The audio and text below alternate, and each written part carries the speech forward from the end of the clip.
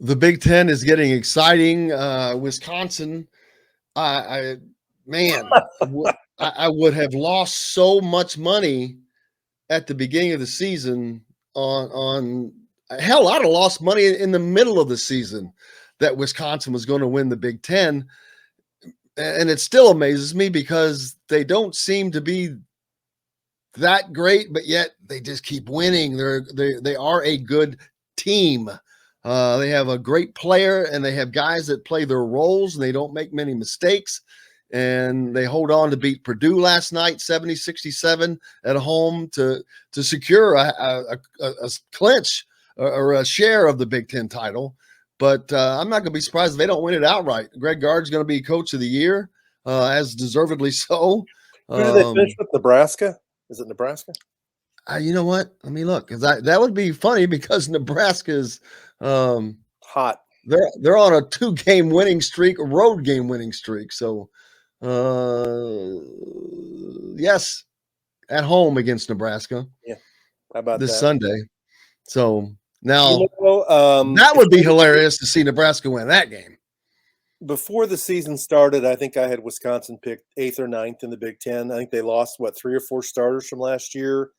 One of their assistant coaches quit. Somebody leaked that audio, of them talking bad about the players or something, or the players talking bad about the coach.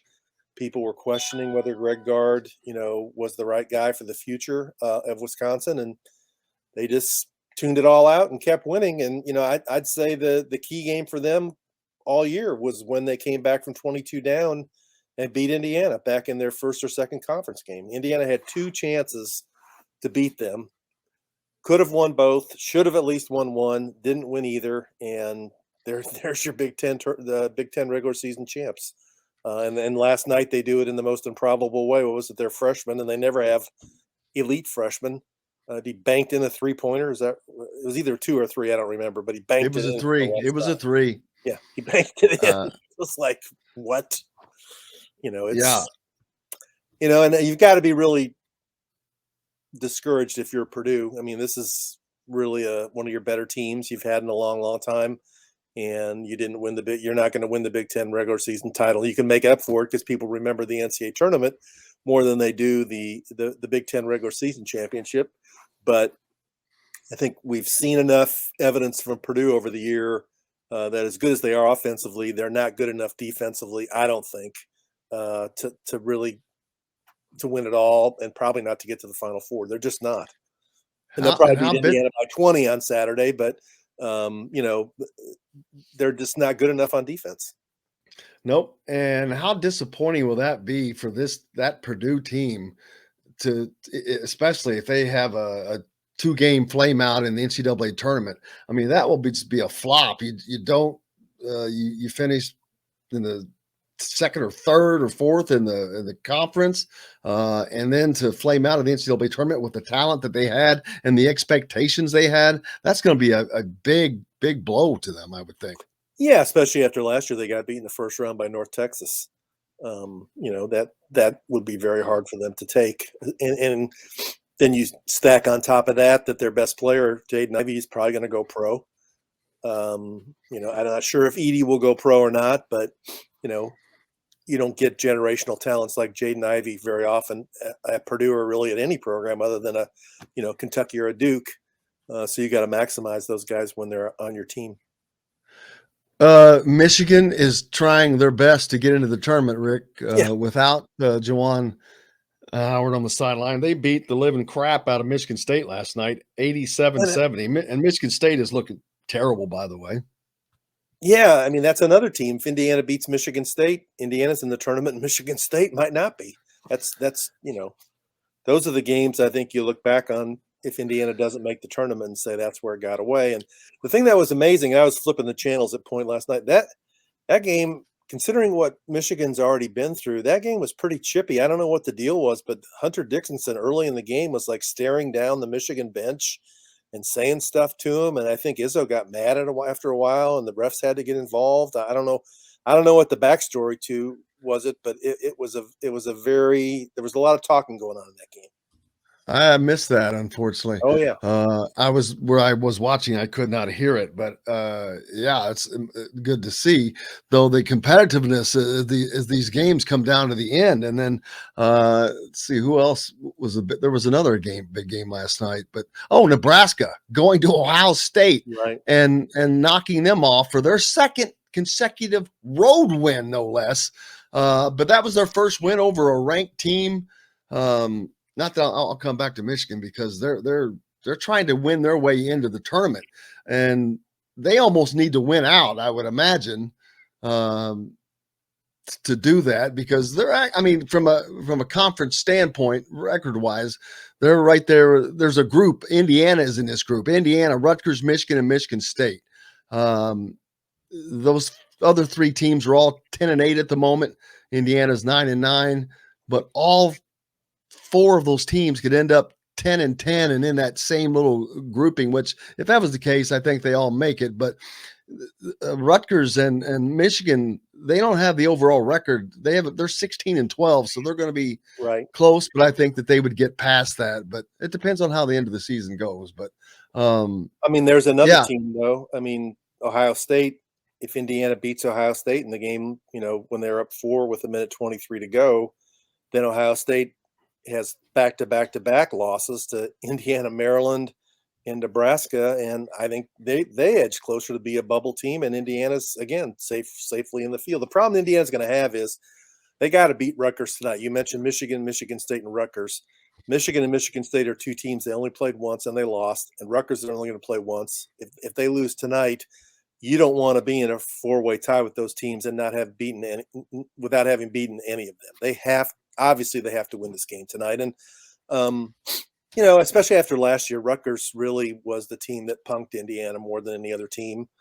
Beat them 3 times, in Piscataway, in Bloomington, in Indianapolis. Beat them by double figures twice. I thought they did a lot of celebrating in those games and gesturing to the crowd. I don't know if that means anything to the IU players that were still there from last year's team, but I would think there's just a tremendous amount of backstory there for Indiana that they have to win this game tonight. If they don't win this game tonight, they're going to have to win 2 or 3 games in Indianapolis in the Big Ten tournament, in my opinion, to get into the NCAA tournament. that's exactly. I said 3. I said if they lose this game, expecting them to lose to Purdue, then I think that you have to win 3 in the Big Ten tournament to offset these 2 losses. Have they ever won 3 games in the Big Ten tournament? I'm not sure they have. Yes, they made it to the final one time against Iowa. But did they only win 2 games and then lose? I'm not sure they won 3 games. Great, that's a good question. That's my question. It's a good question. It's a good question. I know I have to go back and look. I know that they reached the championship game that year, but I don't know how far down they were to get there. So that's a good question. I don't know. Earlier, and I hate doing the what if thing because it's just dumb, but there were just some games, as you mentioned, I was like, this Indiana team, as poorly as they've played at the end of games and during games, I had it at 4, but you just added a game. The Ohio State game, which they should have easily won. There's no question about it. Should have won that. Right. They should have won. They should not have lost at Penn State. You just shouldn't have. Northwestern absolutely should have beat them with the suspensions. Right. 2 and Wisconsin then if you want games. And those 5 games. And now Syracuse is another one. Well, but I mean in the Big Ten. Oh, in the if Big you Ten. do that in the Big Ten, this Indiana team is up at the top of the standings, and it's mind-boggling because they're not a team that's good enough for that, but they're that damn close, and it's crazy. Yeah, I mean, it's just a variety of reasons. I think the winning isn't baked into the culture yet of A, being good enough to finish the job, and B, having the belief that you can finish the job. And Mike Woodson's talked about that. Maybe it's changed a little bit this year. It's gotten a little bit better this year. But, winning this game tonight would be the best example that it's changed because this is basically a playing game for the NCAA tournament. It is. And it's in your gym, and it's against the team that, although, is got some nice wins. They also have some terrible losses, but it's a team known for its toughness. Rutgers is known for its toughness and its defense, and so it's a game Indiana has to show up and be the tougher team, be the smarter team, and be the team that makes plays in the last 4 or 5 minutes of the game. And I had mixed feelings after the Minnesota game. I thought obviously they're up 27 and did some dumb things, but I think at the end Minnesota just made some ridiculous shots. I mean, for a while Indiana backed off and let them get it down to like 15. But over that last stretch, I mean, most of those shots were guarded and they were just going in. I mean, yes. And they did survive, but maybe that'll be a good thing to realize that, you got to play through all 40 minutes. That there's a clearest example, no matter how much a coach tells you that, until you actually live through it, something that horrific, then you don't get the message. Speaking of Woody, this has been a learning curve for him. We've seen several games that I think that some things could have been differently, that the games turn out differently, whether it was early on the substitution patterns or the lack of calling a timeout or the team's inability at the end of games. That's the biggest thing, of continuing to play like they've played instead of freaking out, basically. And as he said at one time, freezing. But that's been a continued problem, and it was a problem in the Minnesota game. Even when, some of those shots were just dumb. They're hitting threes. They're hit 3 threes that with guys right in their inside of their jerseys. But Indiana's offense also didn't do anything either. It got stagnant. Right. They start making mistakes. They freak out instead of just staying calm, doing what you do, and staying in your flow. They let the other team take them out of what they're doing. Yeah, I mean, it almost seemed like, I get the delicate balance you have to strike as a coach of, like, you're up 27 with 8 minutes to go, run some clock and shorten the game. But it almost seemed like when they did that, they lost some of their aggressiveness when they were playing without thinking about the clock and playing a little bit faster. They were scoring at a high rate. And once they got a little bit more deliberate and things slowed down and they do what they like to do, which is throw the ball into the post, it didn't work. I mean, in that game, I thought Indiana looked best on offense when Kopp had his best game. Xavier Johnson had a good game. Geronimo had a good game.